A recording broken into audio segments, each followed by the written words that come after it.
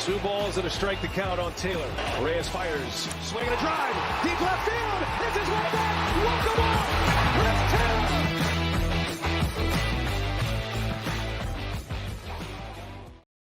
What's up, everybody? Welcome into DodgerHeads, presented by DodgerBlue.com. My name is Jeff Spiegel, joined today by Matt Moreno, managing editor of DodgerBlue.com. Matt, the Dodgers continuing to make some moves around the edges. Fabian Ardaya, among others, helping us with this. They add a couple guys with some major league experience to minor league deals, Jordan Yamamoto and Wander Suero. Also Kevin Gowdy, a former second-round pick who has not made it to the major leagues. But, you know, my reaction to these, Matt, just as a headline is, why not? Like, this costs them basically nothing. A minor league deal costs, I mean, it might honestly be nothing that it costs them. It's a couple guys with major league experience. We'll get into it here in a moment. Some guys that have actually had moderate levels of, like, contributions at the major league level. And so this feels like we should only be excited. Like, if you're mad or pissed off about these moves, I think you need to reevaluate the way you think about minor league contracts, right? Yeah, I mean, there's no risk to these, and if anything, the Dodgers have proven that they can take players that they sign to minor league contracts, and especially with pitchers, help them refine some things and get them back on track, and then they become valuable contributors. And so, like you said, there's no reason to really be up in arms specifically about this. I will sort of counter and say, if you want to be upset with or frustrated maybe with just the whole offseason in general, I think that's warranted. And we won't focus on that here because we've discussed it at length in several other videos.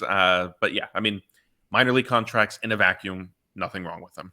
There's a really large chance that none of the guys we're about to talk about ever contribute for the Dodgers. And again, it won't cost them anything. And if they do contribute, it's because the Dodgers unlock something that their previous team didn't. Like, if these guys aren't good, they won't play for the Dodgers. That's the bottom line. But let's get into it. Let me go backwards to forwards. I'll start with Gowdy. Hopefully we're pronouncing that right. He's a guy he's the one of these three who has never played in the major leagues. The interesting piece of him is this. He was a second-round pick in 2016 from Santa Barbara High School. So straight out of high school, 2016, drafted by the Philadelphia Phillies. Now, look, we can be honest. His minor league career has not been awesome. Last year was the first time as a 24-year-old he got bumped up to Double-A. He had a 9.9 ERA, almost 7 walks per 9 inning, 31 walks in 40 innings. So this is the guy of the three that almost assuredly is not going to be anywhere near the major league roster. We're not talking about a 40-man roster spot for a guy like Gowdy, but we've talked about it before. Second-round pedigree, straight out of high school. You can connect those dots and kind of say, there might be something interesting here. It is worth noting he missed the entirety of the 2017 and 18 season. So played rookie ball in 16, missed all of 17 and 18, and then came back as kind of mostly a starter until last year as a reliever. So second-round pick, throw the dart, why not? Yeah, I agree. And, if kind of best case scenario right now, maybe he makes his way up to AAA this year, right? If the Dodgers can sort of correct things. And like you said, they and like our viewers know, the Dodgers are willing to take chances on players. And especially, as you mentioned, if it's a high draft pick and somebody who, was taken in the second round for a reason, I would say, maybe his struggles last year potentially were attributed to needing to transition to a new role as a relief pitcher. And that might have been, some growing pains. And if the Dodgers feel like they can sort of sort some stuff out and get him settled into a relief role, or maybe they're going to convert him back to a starter.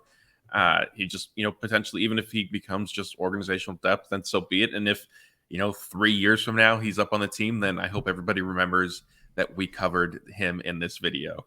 Yeah, no, absolutely. Who is the guy, the Eddie Alvarez? I remember doing a video on him, and it's like, who is this guy? And then he was up, and you're like, hey, there you go. Know a couple things.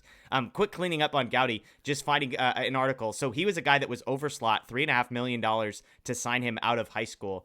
Pitched in 2016, 2017 had an injury. About 3 months later, they found out he needed Tommy John surgery. So that's why he didn't pitch in 17, then got Tommy John, missed all of 2018, has obviously struggled since then. Let's talk about the two guys, though, that might actually make contributions at some point. We'll start with Jordan Yamamoto. He was the name I was most familiar with. This is a guy who has made 19 career starts at the major league level, 18 of those with the Marlins, one of those with the Mets. He was up with the Marlins in 19. That was his best season.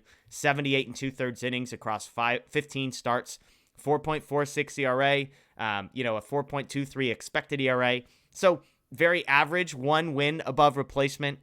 2020, he was far worse, 4 appearances, 18.26 ERA.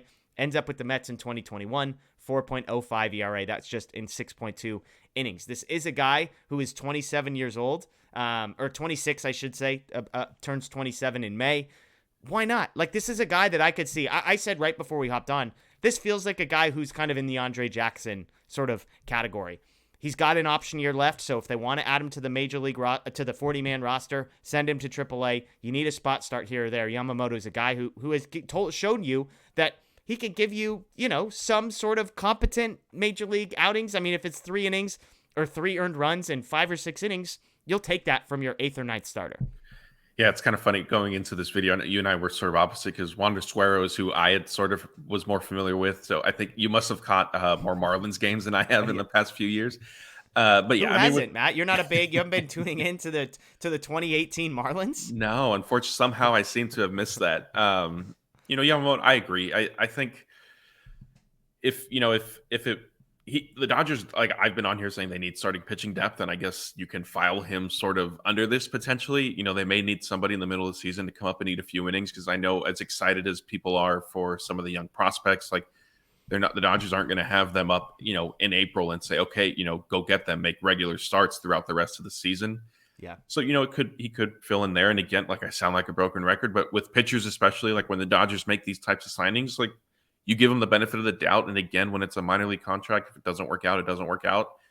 But like if we get to August and Jordan Yamamoto makes, back-to-back starts because hopefully not injury and just maybe needing to give guys a little bit of a break, then yeah, hey, there we are. And like you said, if it's just 4 or 5 innings and 3 runs or whatever, like the Dodgers can live with that.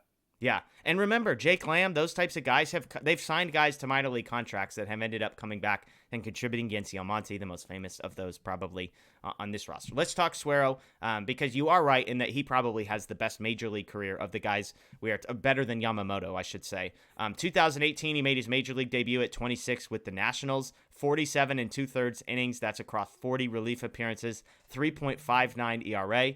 Comes back in 2019 and makes 78 appearances, throws 71 1/3 innings, 4.5 ERA, so not as good there. 2020, 23 2/3, 2021, 42 2/3, and then was strictly in the minor leagues with the Angels last year. Here's the positive for me. I look at his sort of numbers. I'm more of an expected ERA than a FIP guy, but if you're a FIP guy, Wander Suero might be someone you're interested in, because if you go through his 4 major league seasons, the first 3, his FIP was below 3.5 every year. 3.07 FIP in 2019 across 71 1/3. That feels like the type of number that you look at and say a 1.5 wins above replacement relief pitcher. That was just a few years ago. Again, it's a dart throw for a guy who is 31.5. Who knows what you can get out of him, but if he hits, if he's willing to take a minor league assignment, then why not? Yeah, his kind of 4 seasons with the Nationals has been a little bit of a roller coaster. Like it was good and then down and then a little bit better than down again. And like you mentioned, he wasn't in the majors last year, so kind of tough to gauge. And he did struggle in the minors, but if you look at what he's done in the Mexican League, it's pretty impressive, albeit in the Mexican League. And you have to just kind of, take that with a huge grain of salt. But again, he's somebody who I would imagine will begin the season at AAA. And if, after a month and a half, he's showing some potential, if the Dodgers have helped him iron a few things out, then maybe he does come up, like you said, a la sort of Yancy Almonte and some of the different relief pitchers the Dodgers have benefited from having in there or as part of their organizational depth in the past.